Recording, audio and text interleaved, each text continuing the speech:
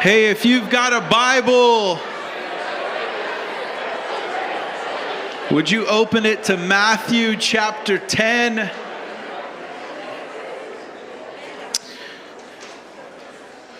Matthew chapter 10 is where we'll start today. Of course, we're in a series on Proverbs. So we'll start with Jesus here in Matthew. We'll make our way to Proverbs, and then we're going to end our time in the Psalms talking about the fear of the Lord. So Jesus, Solomon, and David will teach us about the fear of the Lord today. Matthew 10, starting in verse 5, these 12 Jesus sent out, instructing them, "Go nowhere among the Gentiles and enter no town of the Samaritans, but go rather to the lost sheep of the house of Israel and proclaim as you go, saying, the kingdom of heaven is at hand. Heal the sick, raise the dead, cleanse the lepers, cast out demons. You received without paying, so give without pay. Acquire no gold or silver or copper for your belts, no bag for your journey, or 2 tunics, or sandals or staff, for the laborer deserves his food. And whatever town or village you enter, find out who is worthy in it and stay there until you depart. As you enter the house, greet it. And if the house is worthy, let your peace come upon it. But if it's not worthy, let your peace return to you. And if anyone will not receive you or listen to your words, shake off the dust from your feet when you leave that house or town. Truly, I say to you, it will be more bearable on that day of judgment for the land of Sodom and Gomorrah than for that town. Behold, I am sending you out as sheep in the midst of wolves. So be wise as serpents and innocent as doves. Beware of men, for they will deliver you over to courts and flog you in their synagogues. And you will be dragged before governors and kings for my sake, to bear witness before them and the Gentiles. When they deliver you over, don't be anxious how you're to speak or what you are to say, for what you are to say will be given to you in that hour, for it is not you who speak, but the Spirit of your Father speaking through you. Brother will deliver brother over to death, and father his child, and children will rise against parents and have them put to death, and you will be hated by all for my name's sake. But the one who endures to the end will be saved. When they persecute you in one town, flee to the next. For truly I say to you, you will not have gone through all the towns of Israel before the Son of Man comes. A disciple is not above his teacher, nor a servant above his master. It is enough for the disciple to be like his teacher and the servant like his master. If they have called the master of the house Beelzebul, how much more will they malign those of his household? So have no fear of them, for nothing is covered that will not be revealed, or hidden that will not be known. What I tell you in the dark, say in the light. What you hear whispered, proclaim on the housetops. And do not fear those who kill the body, but cannot kill the soul. Rather fear him who can destroy both soul and body in hell. Are not 2 sparrows sold for a penny? And not one of them will fall to the ground apart from your Father. But even the hairs of your head are all numbered. Fear not, therefore, you are of more value than many sparrows." I maybe should have warned you that I was reading so much. You guys all right? Everyone still with me? I have spent the last few nights doing what many of you have done. I've spent my evenings at either a graduation or a graduation party. And every time I'm in a stadium under the lights, I find myself regretting that I didn't play high school football. There's something really special about those lights. And in fact, when I was in Exeter, I found myself thinking, I'm coming back for a football game. And then at Mineral King Bowl, I was thinking, I can't wait to come to a football game. And I don't regret not playing football because I like football more than any other sport. I regret not playing the football for that feeling of being suited up and going out there in the Coliseum and competing. And I also really regret that I never got to be a part of like a halftime speech. That I've never experienced. And I don't even know what it's really like. I don't even know what it's like, but I've watched films. And in those movies, it's a certain way. And I wanted to be a part of that. You know, a whole team kind of floods in, dejected. They're down, you know. And the coach is like, you want to quit? There's a door, you know. And then he rallies them. And they rally, you know, and I don't know what he says, but you know, you've seen the scene before. And they take the field. I find myself like really regretting that I never had that experience, that I never got to be a part of a kickoff or experience the camaraderie of a football team. What I just read to you is probably the most bizarre halftime speech you've ever heard. And I fear that because you've heard it before, you didn't actually just hear what I just read. Because you've heard Jesus say things like this before, and you expect Jesus to say things like this. You didn't actually picture yourself in the locker room hearing Jesus say something like this. This is Jesus saying, bring it up, boys. He's got his 12. He's like, hey, bring it up. And it starts really great. He's like, the kingdom of heaven's at hand. And you can see the team going, yeah, it is. Heal the sick. Yeah. Raise the dead. Yeah. Cleanse the lepers. Yeah. Cast out demons. Ah! You know, like they're fired up, right? Freely you've received. Now freely you give. You spend it all on the field. Everyone's like, yeah. And then it starts to get really dark. He's like, I'm sending you out like sheep among wolves. And you can just see the team going, wait a second. I think you've got that flip-flopped. Coach, are we the wolves or are we the sheep? He's like, keep it down, Kowalski. You know. Oh, that's kind of weird. Well, just for the record, I wanted to be the wolves. Well, we're not. We're the sheep. And then he promises not that they might face persecution, but they will be. Before he does that, he says, we're going out there. And we're not taking a helmet. We're not taking shoulder pads. Take off your cleats. Then he says, you will be. Not you might be. You will be flogged. You could just see the team being like, what happened, you know? Then he's like, brother is going to turn against brother, and parents are going to turn against one another. And you're like, coach, this is really, really dark, you know? Then the most bizarre part of this is that in the end, he has the audacity to say, do not fear. Rather fear. And it's like, this is the most confusing part. He's like, do not fear, rather fear the one who can destroy both body and soul in hell.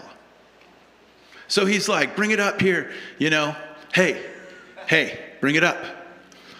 All they can do is kill you. And you're worth more than a bird.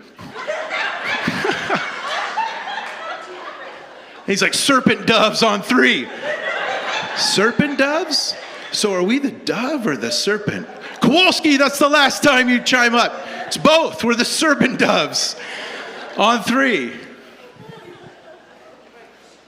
It's that crazy. You know what's crazier? Is here we are. His disciples ran that play. Got flogged. Were martyred. Went out without shoulder pads and a helmet, didn't know what to say, were set before kings, and it worked. Here we are, 2,000 years later, 8,000 miles away from where this took place.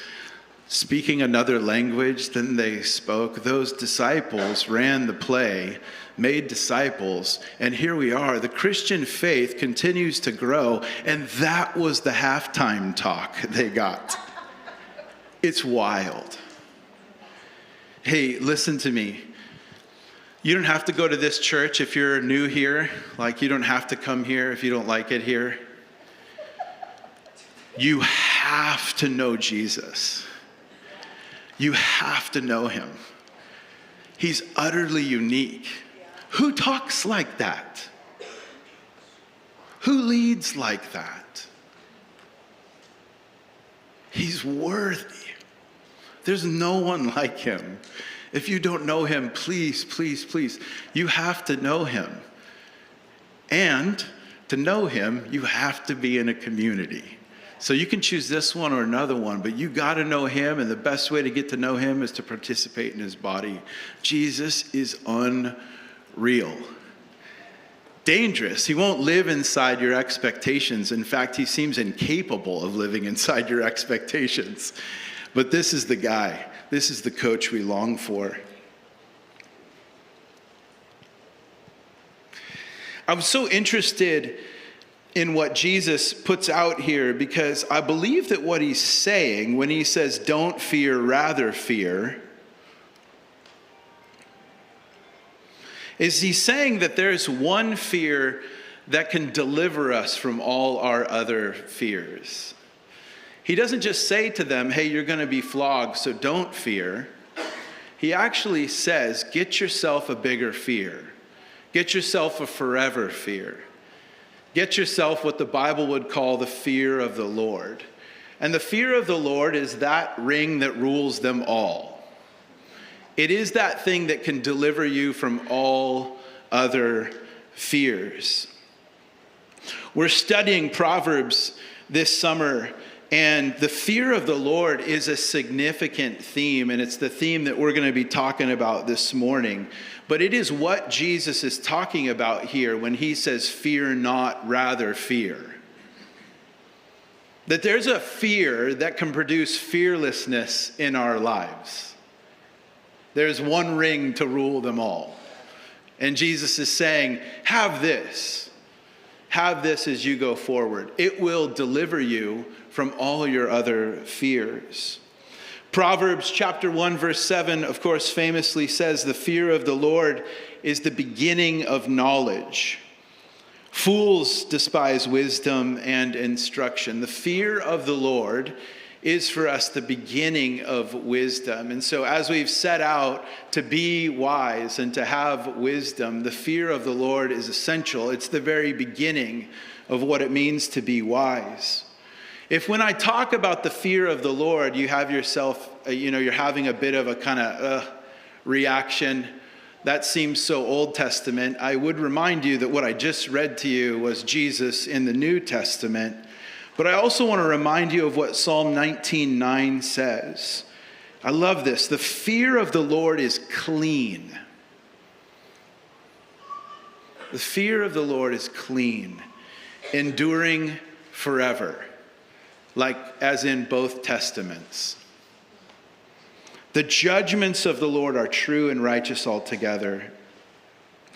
Two other passages that may mess with what comes to mind for you when I say the fear of the Lord. Psalm 25, 12 through 14 says, let this just mess with your idea of what it means and what it brings to fear the Lord. Who is the man who fears the Lord? Him will he instruct in the way he should choose. So if you want to be a pupil, if you want to be a student of Jesus, if you want to learn from God, you don't have to be smart, you don't have to have it all together, but the people that grow in his class fear the Lord. Those are the people that he chooses to instruct. His soul shall abide in well-being, and his offspring shall inherit the land. The friendship of the Lord is for those who fear him. What? And he makes known to them his covenant. Listen to Isaiah 33:6. Wisdom and knowledge will be the stability of your times, and the strength of salvation. The fear of the Lord is his treasure. Maybe that's why Solomon would say, if I could ask for anything, I ask for wisdom. I ask for this fear of the Lord in my life because it's like a treasure. It's something we want. And so right now, maybe you believe it, maybe you don't, but I'd like you to just decide, maybe there's more to the fear of the Lord than I know. And maybe it's something I want, maybe it's something I need, maybe it's something that breeds friendship and connection with God, not just distance. Do you understand that when we fear something, often we distance ourselves from it? That would be the case for, I don't know, snakes, sharks, guns, public speaking, whatever it is, roller coasters. We often distance ourselves. But we also draw close to things that we fear. You fear man and you desperately seek people's approval, and it invites you to draw close. And you actually come with your need and find refuge in what people think because of the fear of man. Also, some of us fear going without, and so we find refuge in money. We actually move towards money. We actually cling. We don't distance ourselves. We move towards that thing that we fear and we need. Does that make sense? I would describe the fear of the Lord in this way. It's not necessarily a fear of him, but a fear of going without him. So what it creates in our lives is a sort of reverent submission. I want to stay in step with you. Look at what Proverbs, other passages, there's many I could read. But here's a few reasons why the fear of the Lord is valuable and something you should want in your life. Proverbs 10:27, the fear of the Lord, it prolongs life. The years of the wicked will be short. Proverbs 14:26, in the fear of the Lord, one has strong confidence, and his children will have a refuge. Proverbs 14:27, the fear of the Lord is a fountain of life, that one may turn away from the snares of death. Proverbs 15:16, better is a little with the fear of the Lord than great treasure and trouble with it.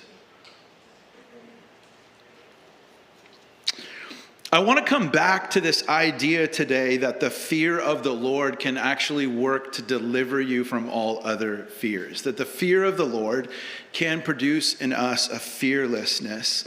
And to understand this, I want to look at the life of David and look at Psalm 34. But Solomon, he wrote Proverbs. His father was, of course, the great King David. And when I think of coming out from under the influence of fear, I think of David.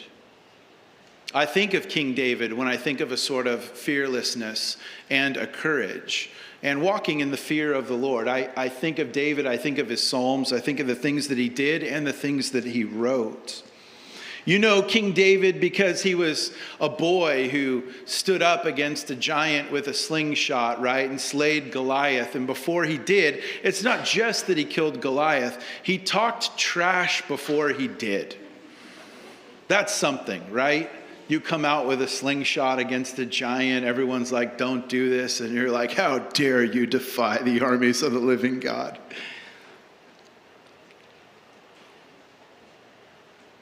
But even our heroes need to be rescued.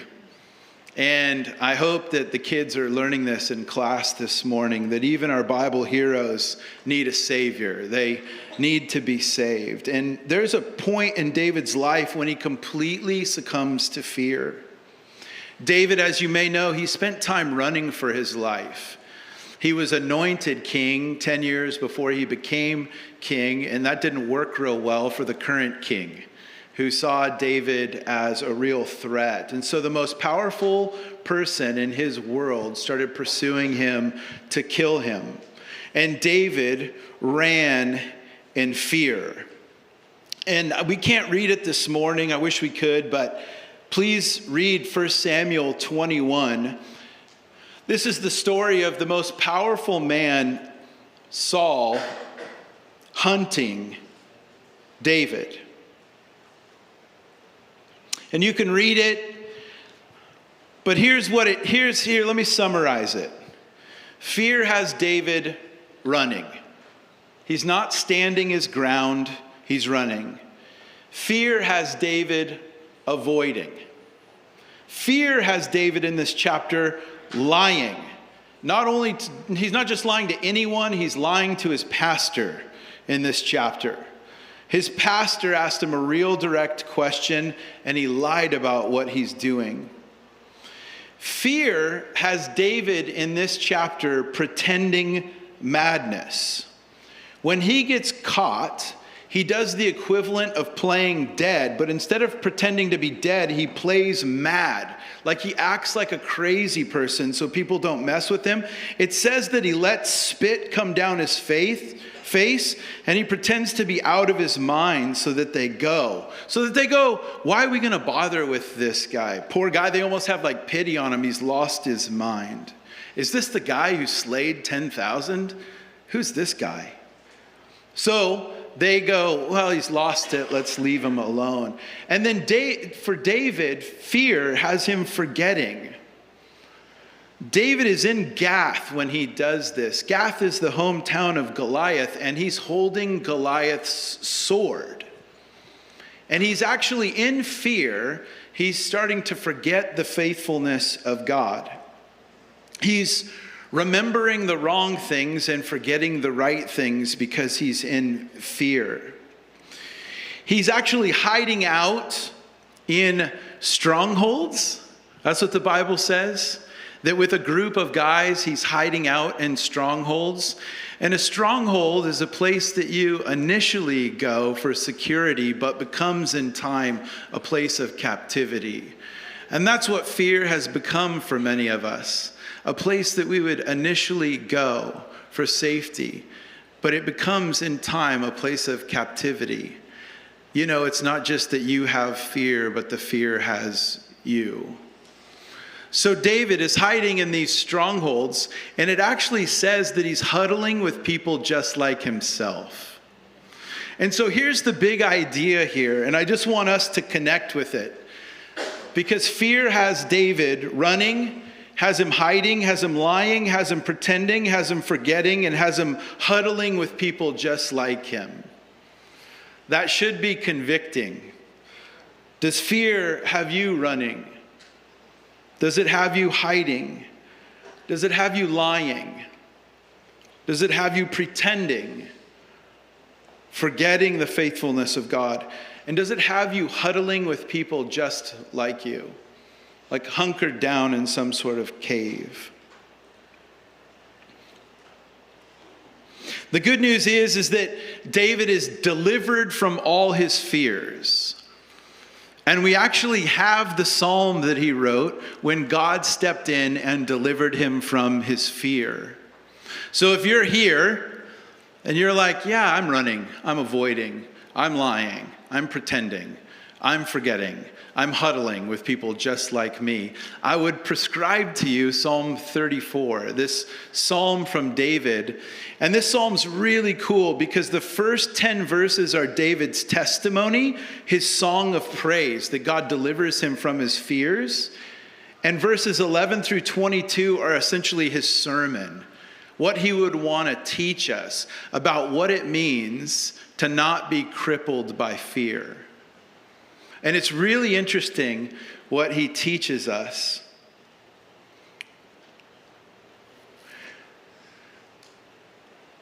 It's so cool that we have this story, and then we literally have David's journal entry. Taste and see that the Lord is good. This is a psalm of David when he changed his behavior before Abimelech so that he drove him out and went away. This is David's journal entry when God delivered him from all his fears. Psalm 34, verse 1. I will bless the Lord at all times. Again, the first 10 verses, testimony. 11 through 22, sermon. His sermon for us. I will bless the Lord at all times. His praise shall continually be in my mouth. My soul makes its boast in the Lord. Let the humble hear and be glad. Oh, magnify the Lord with me, and let us exalt his name together. Oh, Trav, you said this was the story of David being delivered from fear in his sermon to us, to those who struggle with fear. The first thing that you need to know about your fear is that you don't have a fear problem. You usually have a faith problem, and your fear is a tremendous faith revealer. So your fears will expose and reveal what you've put your faith in, what you're boasting in, what you're magnifying. And when David is delivered from his fears, he's saying, magnify the Lord with me. I boast in him. I make much of him. I blow him up. Exalt the Lord together with me and be delivered from your fears. How many of you know that when we're wrestling with fear, lying, hiding, hunkering down in some sort of a stronghold, we're usually making much of something, we're usually blowing something up, and it is not the Lord. So step one to getting out from under the influence of fear has nothing to do with fear, but once again, placing our faith in a God who stands above our fears. And so David's like, let's boast in him. Let's magnify his name together. Fear is a strong response to a perceived threat, commanding you to protect your hope. And where you have fears, you have hopes. It'll show you where you house your hope. And David, once again, is saying, I hope in you.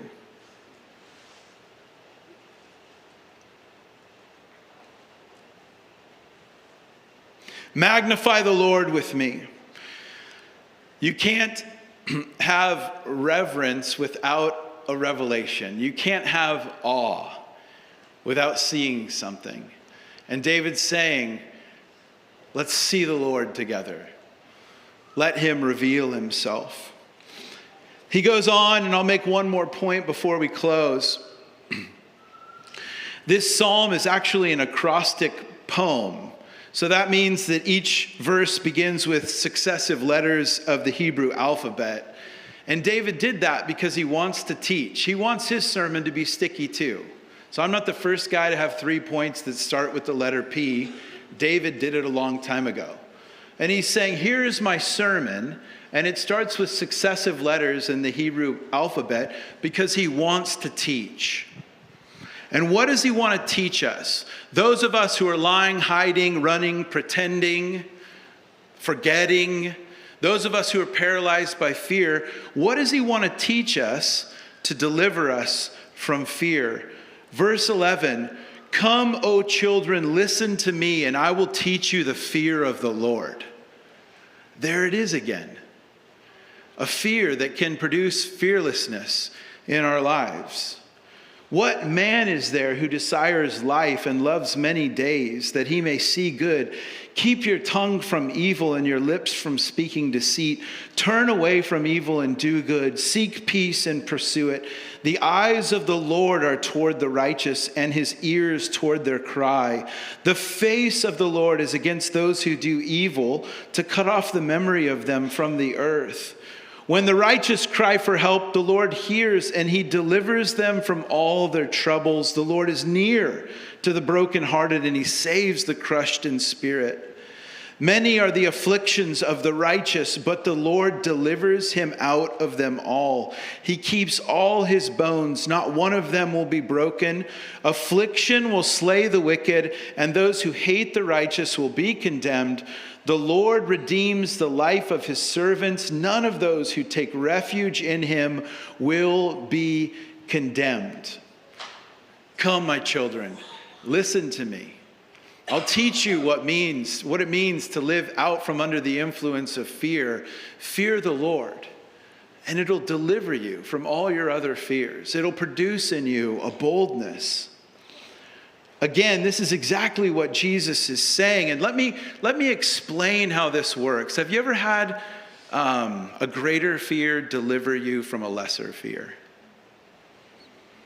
I just recently heard this story from my good buddy Taylor Armerding. Taylor came to visit us. He was marrying a girl who was from the Central Valley. First day I met him, I was like, hey, we're going to go jump. I was 21. So let me say that first. I was like, hey, let's go jump off this bridge into the river and swim around. And he's like, okay, cool. So we went to a bridge. We floated around in the river. We swam. There was like a bachelorette party going on or something.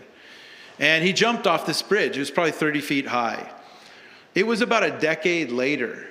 And Taylor told me, I'm terrified of heights. Nothing in me wanted to jump off that bridge. But what did Taylor fear more than heights or my jumping from the bridge? Yeah, being rejected by me. So guess what he did? I mean, this is how peer pressure works. Its fear is being crushed by a greater fear. And that fear is rejection. So Taylor's like, okay, I guess I'm jumping off of this bridge. I have 5 daughters. They're all, they're not all, but they're grown. But when they were all younger, it was kind of hard to herd them. And it was a common experience for me to go out on a pier and think, I'm going to lose one of these kids off the edge of this pier. Now, I think that the ocean is awesome. And by that, I mean awful. And it should be respected. It's terrifying. And every time I'm out there, I'm like, this is nothing to be messed with. The ocean's not mean, but it's nothing to be messed with. And when I would picture, sometimes in my mind's eye, one of my kids bailing off the side, guess who's going into the ocean? Guess who's going headlong off the pier? This guy. Because my fear of the ocean has been trumped by a greater fear, which would be losing one of my children. What Jesus is saying here is that the answer to your fears is to get a real one. To get a forever fear. To fear the Lord. And to not want to be out of step with Him. I want to explain the fear of the Lord using this verse here. So I think it's really helpful because it's kind of a bizarre idea. If you flip the pages from Psalm 34 to Psalm 31, it says, "Oh, how abundant is your goodness, which you have stored up for those who fear you." Again, let that just mess with your idea of what it means to fear the Lord.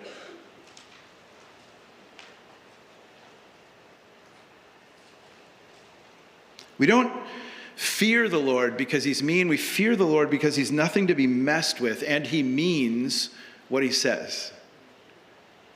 And the fear of the Lord produces in us a reverent submission that keeps us in step with Him and leads to long life.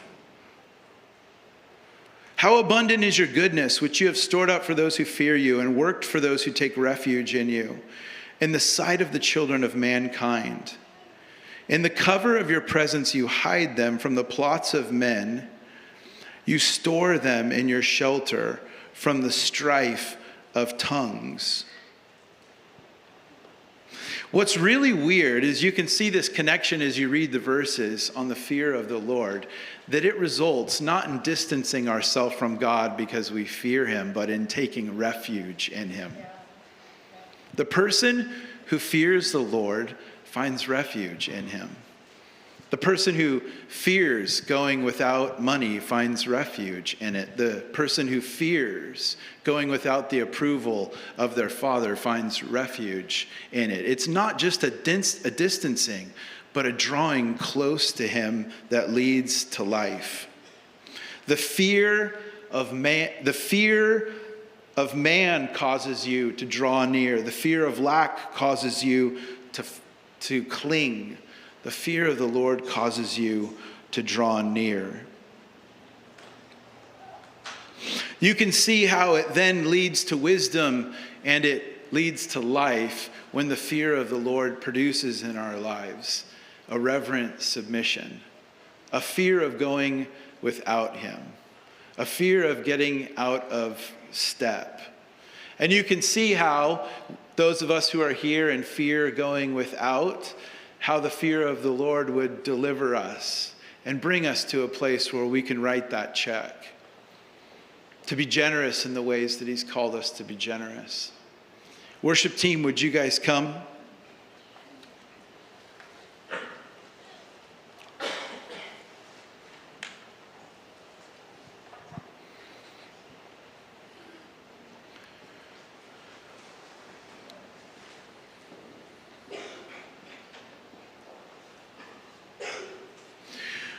Would you stand with me?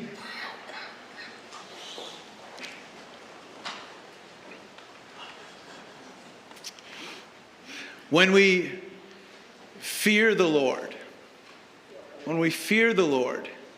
it leads to obedience. It leads to us doing the very next thing he tells us to do. It produces a fear of straying from him. And that leads to a faithfulness, which in the scriptures leads to a readiness and leads to reward. And when you fear people, when you fear situations, when you fear loss, it leads to a misplaced faith and hope and a disobedience in our lives, because we can't go without those things. And so it leads to a compromise. And compromise will lead to our demise in this life and in the next. And I just want to ask you right now, we're just going to stand before God. And I just want to ask that your fears right now would reveal the things that you've put your faith in.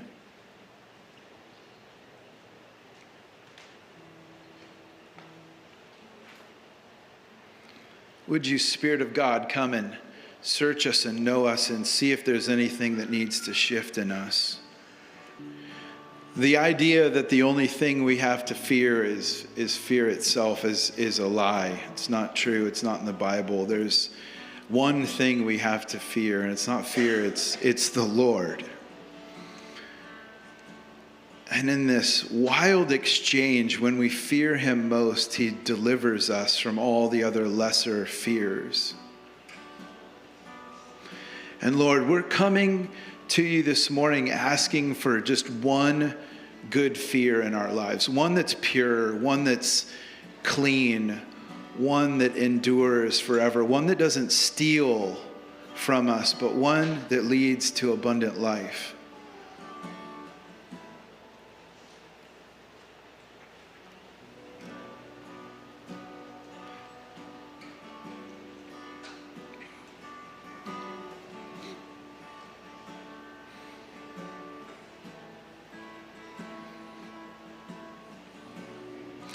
Lord, if we're running in our fear, if we're avoiding certain things in our fear,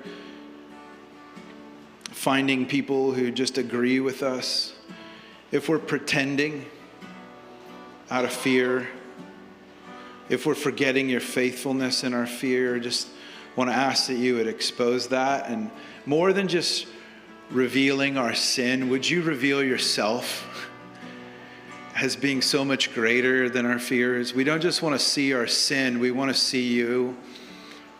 We want to boast in Christ crucified. We want to see your sacrifice as sufficient to cover our fears.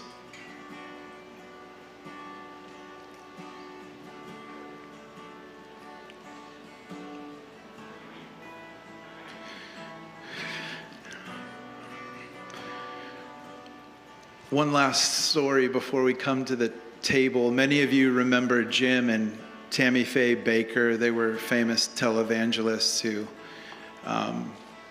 fell, and Jim Baker was actually arrested for fraud and embezzlement.